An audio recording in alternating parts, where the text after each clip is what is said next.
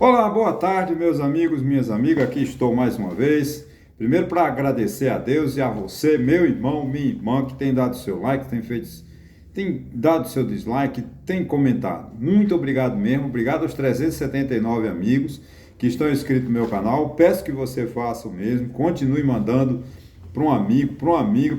Peça para ele se inscrever e comente os meus vídeos. É fundamental, de fundamental importância.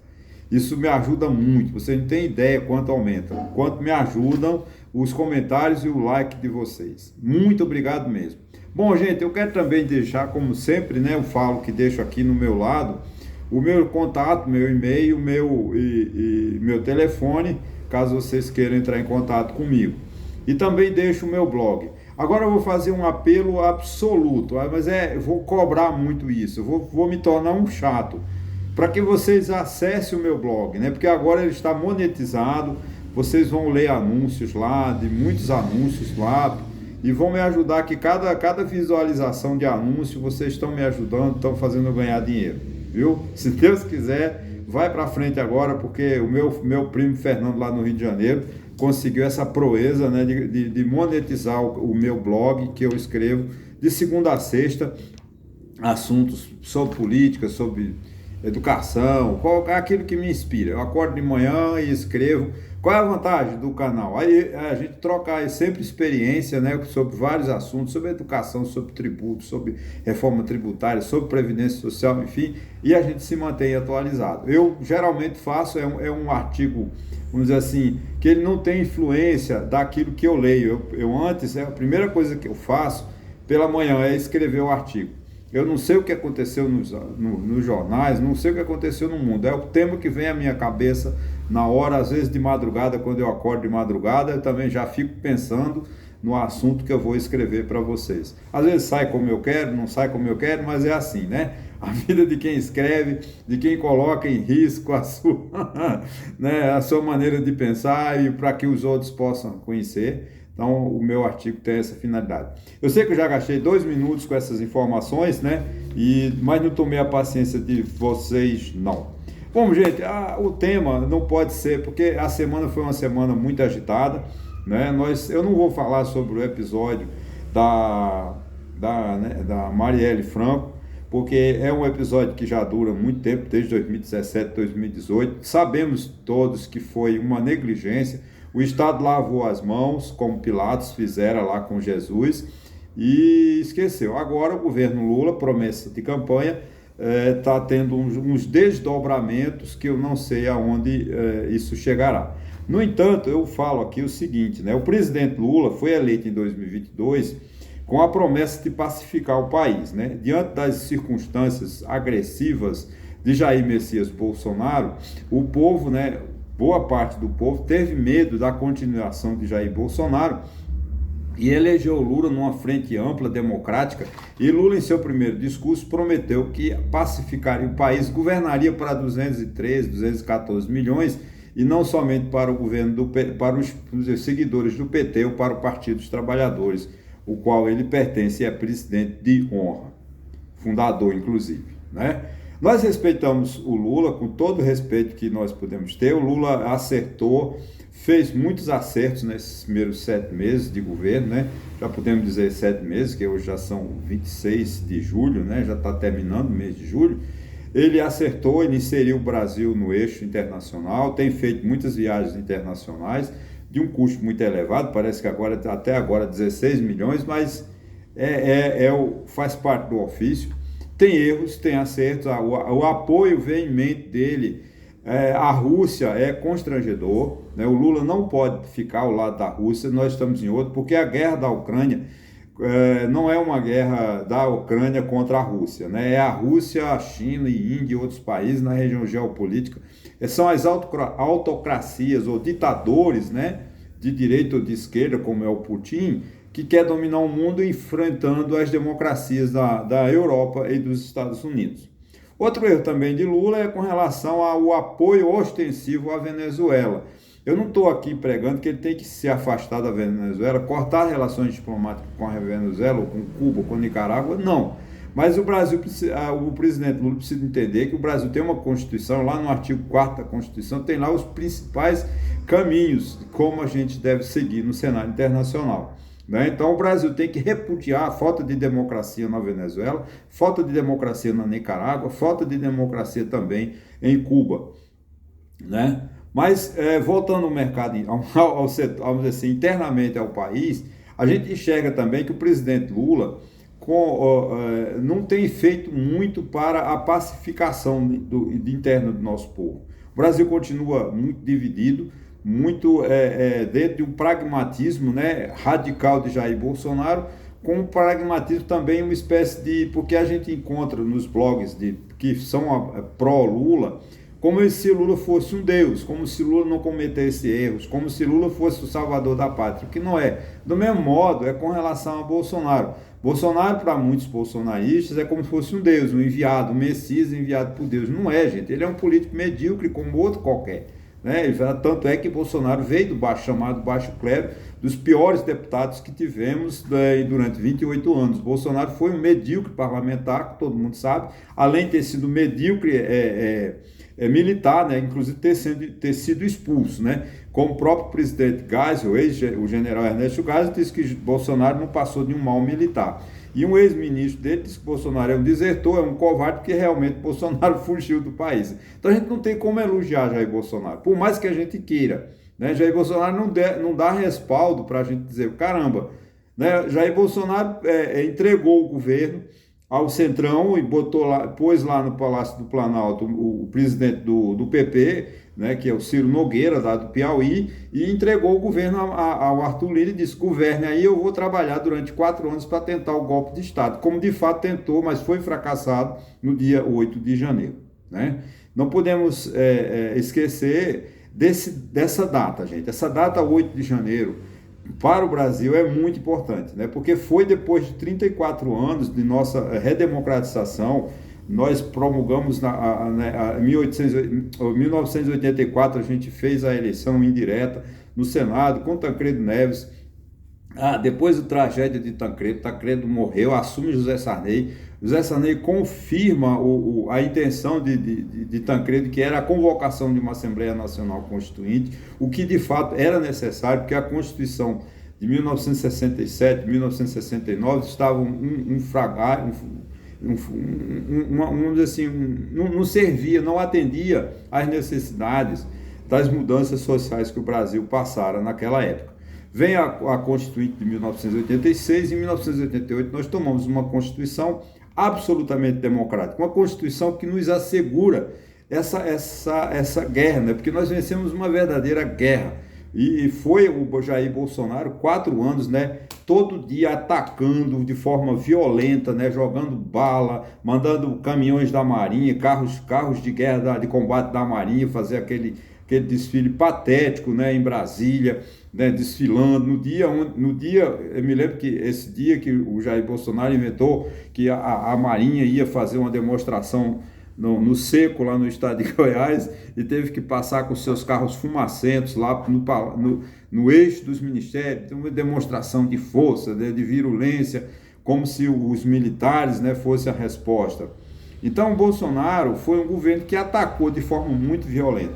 Se não fosse a nossa Constituição de 88, ser uma Constituição extremamente democrática, e nós não tivéssemos um Supremo Tribunal totalmente independente como temos, um próprio Congresso Nacional, Câmara e Senado, né, uma justiça eleitoral totalmente independente, totalmente respaldada na Constituição, nós hoje estaríamos sob a ditadura de Jair Bolsonaro. Tanto que ele tentou no dia 8 de janeiro de 2023. É fundamental isso, que a gente compreenda isso. Antônio, você só fala mal de Bolsonaro. Não, infelizmente, isso é o que entra para a história. Né? Eu estou falando, contribuindo com a história do meu país. Porque o que estaremos lendo, eu não estarei mais, né? Mas daqui a 50, 60 anos, quando nós olharmos a história, vamos ver o que foi, de forma nefasta, de forma cruel, de forma desumana, os ataques de Jair Bolsonaro à democracia. né? Começando pela Covid-19, onde ele devia estar ao lado do povo, onde ele devia estar ao lado da ciência, onde ele devia ter lavado as mãos, né? E ter levado o gabinete dele para o Ministério da Saúde e dizer, gente, todo dia de manhã aqui eu vou trabalhar para encontrar uma solução para o povo brasileiro nessa tragédia que foi a Covid-19. O que é que ele simplesmente ele se recusou a assumir, inventou todas aquelas mentiras, fez uma campanha nefasta, cruel, desumana com relação ao nosso quadro de vacina. O Brasil era um dos melhores países do mundo, referência no mundo, quando se tratava de vacina, e Bolsonaro destruiu isso com as mentiras, com as factoides, né? Que esse factoide é muito antigo, lá de César Maia, da década de 80, no Rio de Janeiro, né? E nós chegamos aonde chegamos. Tudo isso, né, deu esse medo de recondução novamente de Jair Bolsonaro por mais 4 anos. Então, ganhou o Lula. O Lula, no primeiro discurso, como eu falei, tentou, né, de forma humana, democrática, dizer que governaria para o povo, para todos os brasileiros, o que efetivamente não está muito concreto.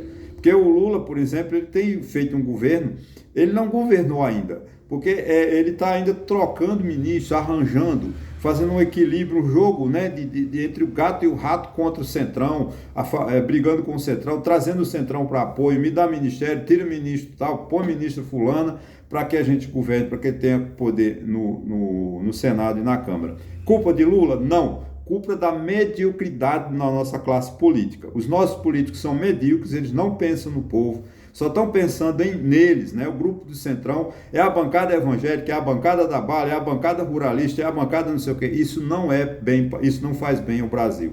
O que faz bem ao Brasil é o deputado pensar no Brasil como um todo.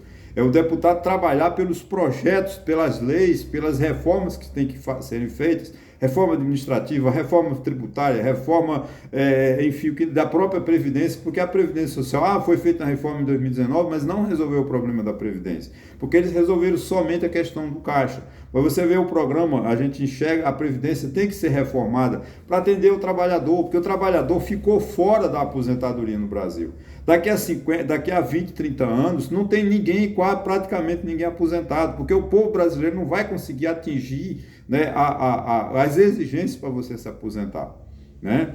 Porque é impossível. Eles fizeram uma reforma pensando só nele, só na caixa, e esqueceram o povo. Nós temos 65 milhões de pessoas, né, trabalhadores, como taxistas, mototaxistas aqui em Santa Cruz de Capibaribe, no Brasil inteiro, que não recolhem para a Previdência. O que é que esse pessoal vai fazer quando tiver na minha idade, 66, 65 anos, que não tem direito a uma aposentadoria? O Brasil é um caos. Então a gente tem que ter políticos que pensam nisso. Mas, infelizmente, o político no Brasil só está pensando em me dar cargo, me dar cargo. Nós estamos há 7 meses, né, de governo, tanto na esfera estadual como na esfera federal. Os governadores ainda não desmancharam. A governadora de Pernambuco ainda está fazendo arranjos, ali entrega uma carga aqui, entrega uma secretaria ali, arrumando para ver se governa. Porque até agora ela não disse para que veio. Do mesmo modo, Lula também não conseguiu governar. Eu não estou, é uma crítica. Não, eu não estou criticando o presidente Lula. É que ele não teve chance, porque é uma briga por ministério, é uma briga por cargo, que é uma coisa que assusta, né? O Arthur Lira lá pegando no pé dele todo dia, cobrando e cobrando, né?